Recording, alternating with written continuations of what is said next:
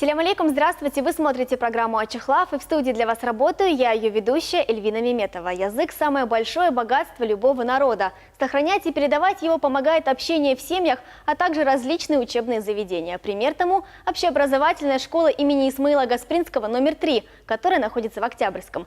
И сегодня у нас в гостях учитель начальных классов, который работает в этой школе со дня ее основания, Айша Халилова. Салям алейкум, хош келдіңіз. Салям.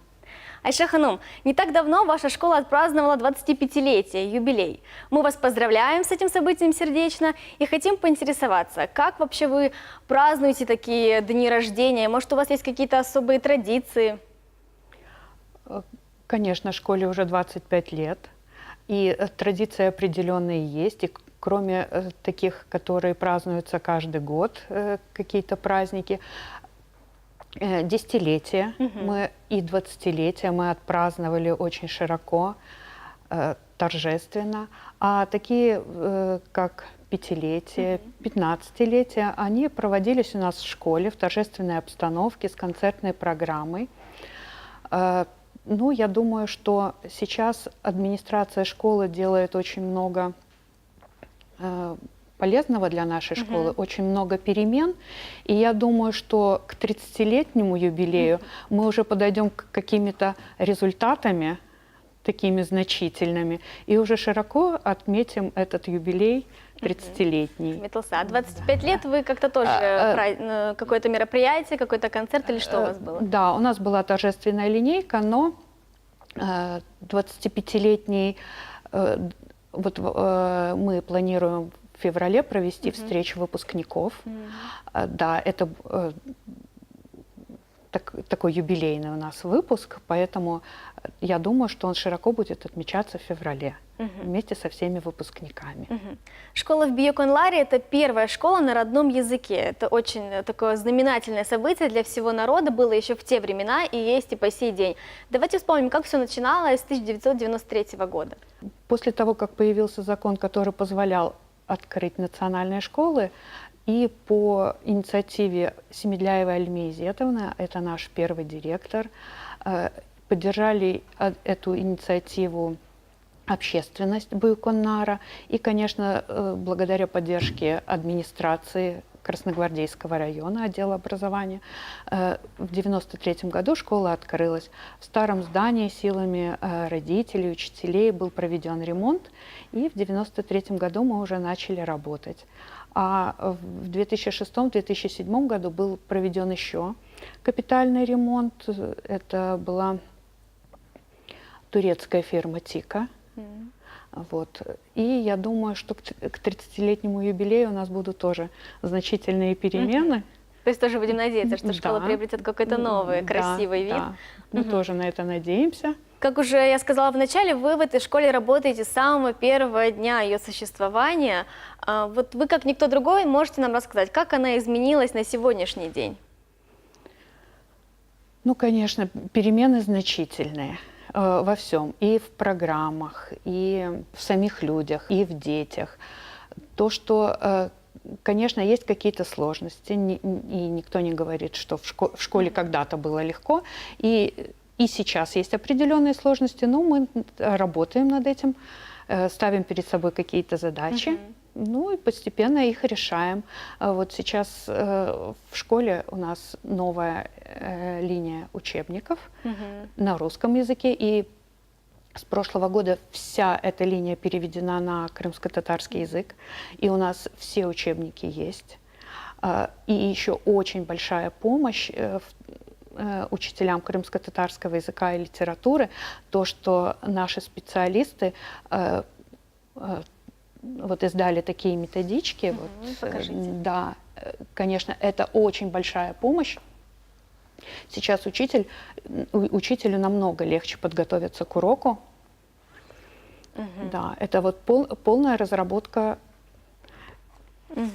Очень интересно. То есть очень удобно помогает, да? Да. Это вот по тем учебникам, которые были изданы. Хорошо, да. Скажите, сколько на сегодняшний день учеников в школе?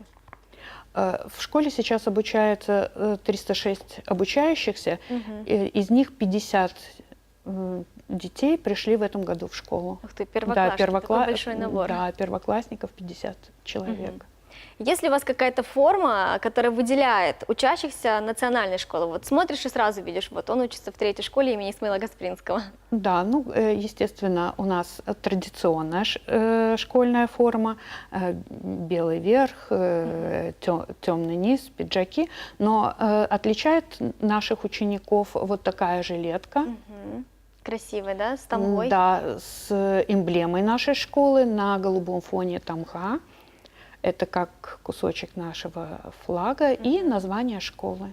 Нравится ли детям носить такие жилетки? Ну, конечно, они гордятся. Я думаю, все-таки такая форма именно в национальной школе должна присутствовать. Она очень ярко выделяет представителя той или иной национальности, поэтому здорово, что вы придумали вот так скромно и в то же время строго.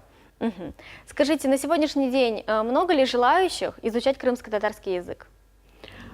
Ну, я думаю, что то, что с каждым годом наборы увеличиваются, говорит о том, что популярность языка растет. Какая вообще атмосфера в вашей школе царит? Ну, новая администрация школы делает очень много для того, чтобы была такая гармоничная обстановка и среди коллектива учительского, и, соответственно, среди детей. Проводится очень много мероприятий. В эту школу идут дети, которые уже хорошо знают язык, или же все-таки есть те, которые приходят для того, чтобы его выучить? Конечно, есть дети, которые говорят по-татарски, но есть те, которые слово за словом стараются выучить язык.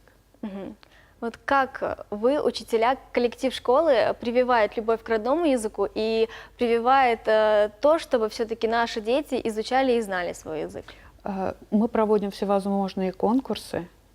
Это и письменные, где дети могут сочинить стихотворение или написать сочинение, или записать какую-то историю на татарском языке. А есть дети, которые могут это красиво прочитать.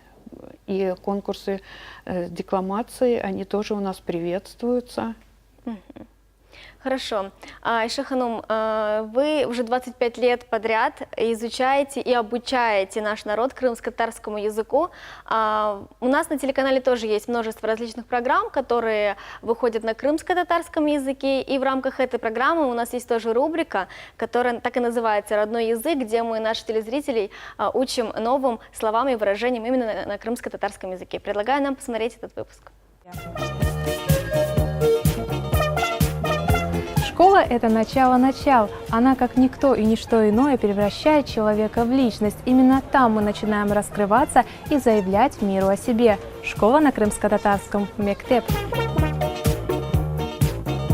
Беззаботные летние каникулы подошли к концу и оставили массу приятных впечатлений. Но пришло время возвращаться за парты.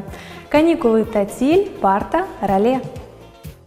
Школа – это первый шаг к самостоятельной жизни, ведь здесь все происходит впервые. И первая победа, и первый урок, и даже первая любовь. Урок на крымско-татарском «Дерс». В класс мы заходим застенчивыми и робкими. С рук в руки родители передают нас первой учительнице, ведь именно с ней связаны самые светлые воспоминания. Мы часто называем ее своей второй мамой. Учительница Оджапче, учитель Оджа. Класс на крымско-татарском «Сынов». А помните, как было страшно впервые выходить к доске, рассказывать стихотворение или решать задачи, или с какой робостью писали мелом первые буквы и цифры? Доска, тахта, мел, бор. В школе мы набираем не только знания, но и находим настоящих друзей. Очень часто, спустя долгое время, настоящими друзьями остаются именно одноклассники. Друг – Дост, одноклассник – Сыновдаш. Порой во время скучного для нас урока, отвлекаясь на школьный двор из окна кабинета, мы думали лишь об одном – ну когда же уже перемена? И, поглядывая на часы, тут же получали замечание от учителя – перемена тенефюс. Важность школы в том, что она во многом определяет судьбу человека. Она дает крылья и учит летать, а вот в каком направлении выбираем мы сами. Пусть нам, дорогие друзья, всегда будет по курсу, и мы выучим наш родной язык в совершенстве. До скорых встреч, друзья! Эли Клерде Корюшейк. Дорогие друзья, сегодня в этой студии мы общаемся с учителем начальных классов Октябрьской школы имени Исмаила Гаспринского. Этой школе в этом году уже 25 лет. Айша Ханум, скажите, с первого класса язык крымско-татарский изучают дети? Да, с первого класса. Сколько часов в такой национальной школе языку выделяется? В связи с тем, что постоянно учебный план меняется, но в этом году у нас 3 часа языка и 2 часа литературного чтения. Точно так же и русский язык. 3 часа языка и 2 часа литературного чтения. Скажите, есть ли в школе представители другой национальности, которые вот решили все-таки учиться в крымско-татарской школе? Конечно. Интересно, много ли их? Ну, в каждом классе есть. Зачастую какая-то национальность? У нас есть дети из смешанных семей, дети из славянских семей, азербайджанцы, турки, цыгане. Замечательно. Все дружны, все обучаются так, как положено. Скажите, все ли у вас книги на крымско-татарском языке? Хватает ли вам вообще книг? Да, вот новая линейка вся переведена на крымско-татарский язык, и учебников достаточно. Это самое, наверное, главное, да, чтобы не делить один учебник на 3, на 4. В этом году, год учебный начался не так давно, появились ли какие-то новые предметы, что касательно образовательного процесса? В этом году у нас введен новый предмет, второй иностранный язык, немецкий. Его начинают учить с 5 класса. А так все предметы те же самые. Сколько вообще в среднем вот в вашей школе предметов в младших начальных классах и в старших? Как распределяется нагрузка, чтобы ребенок все-таки не уставал, а получал максимум знаний? Расписание составляется в соответствии с Санпином. И чтобы дети могли отдохнуть после основной программы, после 4-5 уроков. У них есть динамическая пауза в начальной школе, а после нее дети приходят на занятия внеурочной деятельности, уже отдохнувшими. Присутствует ли в классах инновационное оборудование, которое также помогает упростить учебный процесс, позволить детям быть умнее, грамотнее? Да, все в соответствии с ФГОС. У нас во всех кабинетах есть и интерактивные доски, и ноутбуки, и усилители, колонки, и, конечно, все наглядные пособия, мультимедийное оснащение по каждому предмету. Поэтому это тоже намного упрощает работу учителя и делает урок интереснее. Особенно это очень важно для детей 21 века, которые привыкли к визуализации, все смотреть, рассматривать, да? Ну, конечно. Тем более, что им это легко удается. Да, давайте поговорим о достижениях вашей школы. За 25 лет чем школа может гордиться, похвалиться? Каждый год наши дети участвуют во всех школьных олимпиадах по школьным предметам. И у нас всегда есть призеры и в муниципальном туре. Буквально в прошлом году у нас выиграли муниципальный тур. Это крымско-татарский язык и литература, обществознание и по ОБЖ. Эти ученики прошли на республиканский тур. Мы участвуем во всех художественных мероприятиях. И наши вокалисты всегда представляют нашу школу. И в нашей школе выросло не одно поколение вокалистов. Визитная карточка нашей школы – это ансамбль «Севинч». Тоже выросло не одно поколение танцоров в этом ансамбле. Руководит ансамблем Адылова Альмия Асановна. И они являются визитной карточкой нашей школы. Они тоже с первого дня появились, этот ансамбль, или уже позже? Когда мы готовились к юбилею 5-летия школы, появилась идея создания хореографического ансамбля. И Альмия Асановна тогда собрала детей талантливых И дети сами выбрали это название, и вот с тех пор уже ансамбль существует 20 лет. Скажите, а где вы выступаете с этим ансамблем? Фактически они бывают везде, где бывает наша делегация. Если едет выступать команда КВН, Севинч с ними. Едет какая-то делегация учителей на какой-то семинар, Севинч с ними. Так что... Замечательно. Ну, кроме того, что они участвуют и в своих хореографических конкурсах. Это прекрасно, когда в школе имеется такой коллектив, да, хореографический ансамбль. Тогда вы затронули выпускников. Давайте поговорим о выдающихся выпускниках именно среди крымских татар, которые учились в вашей школе. Быть может, сегодня про них знают в Крыму и не только в Крыму. Вот скажите, пожалуйста, вот если выпускник, и он лучший кровельщик, и нет ему равных. Можно отнести, безусловно. Да, если сварщик, и его работу можно рассматривать как ювелирное искусство, он выдающийся. Конечно, в каждой области есть у нас такие специалисты лучшие. У нас есть и кандидаты наук, выпускники нашей школы. Ну и, конечно,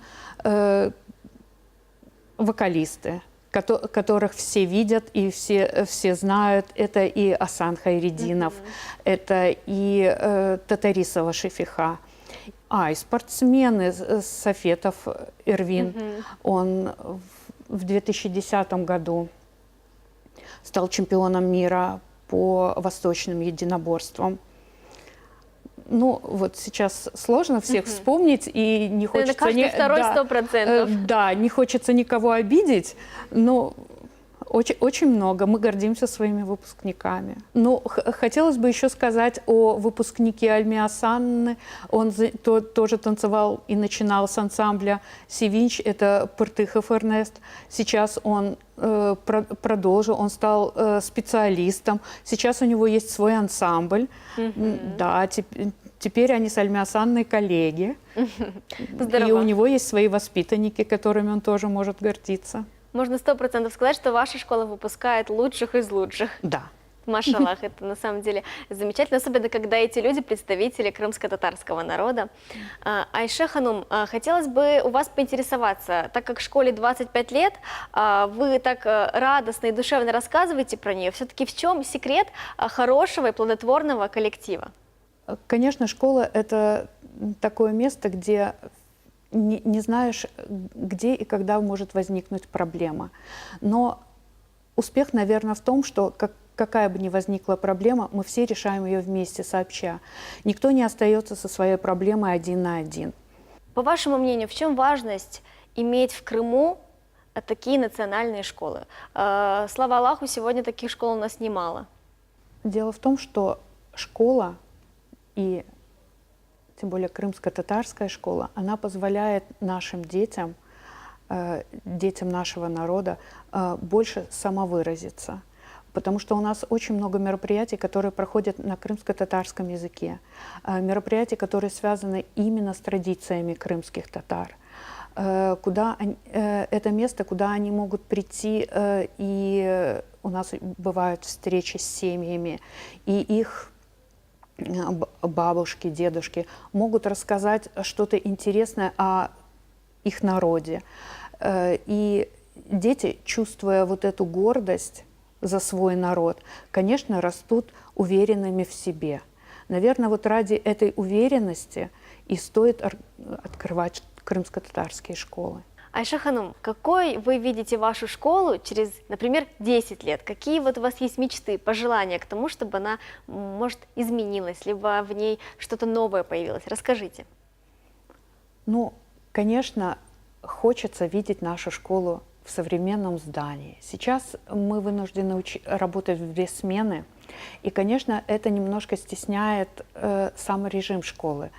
И если будет новое здание, конечно, и если мы будем работать в 1 смену, и хотелось бы, чтобы у нас был красивый актовый зал, чтобы, когда дети наши выступают и выходили на сцену, все это было более зрелищно, чем, например, это происходит сейчас.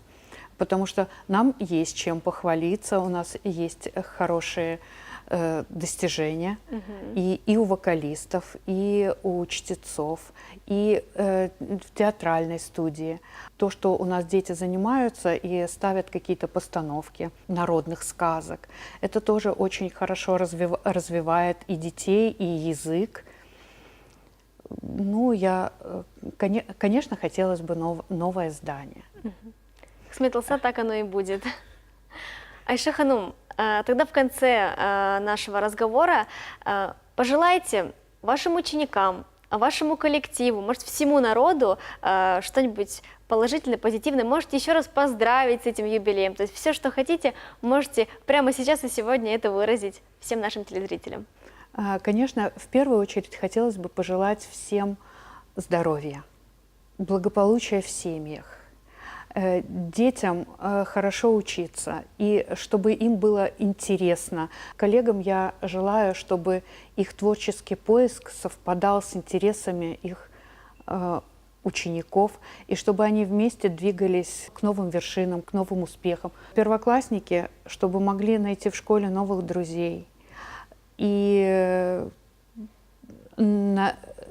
чтобы школа была для них такой планетой знаний, где они и могли и получать новые знания, и реализовывать их, пока они могут это сделать в школе. А вот выпускникам я бы, конечно, желала, чтобы они могли реализовать себя в жизни, чтобы они нашли свое место, где они будут лучшими, и мы будем гордиться, кем бы они ни были. У нас очень хорошие достижения в области изучения родного языка, но мы хотели бы, чтобы эти достижения были приумножены, и мы их не потеряли. В этом нам могут помочь наши авторы, писатели, поэты, композиторы, чтобы у нас не было дефицита репертуара. Хорошо, Кысметылса, оно так и будет, Айша Ханум. Чох сағлын, что вы сегодня к нам пришли в гости. Мы еще раз всем коллективам поздравляем вас с юбилеем, желаем вам только процветания и самых умных и грамотных учеников. Дорогие телезрители, и вы вместе с нашим телеканалом изучайте крымско-татарский язык. Ну а сейчас в конце программы наша рубрика «Мудрость ислама». Приятного вам просмотра и до новых встреч!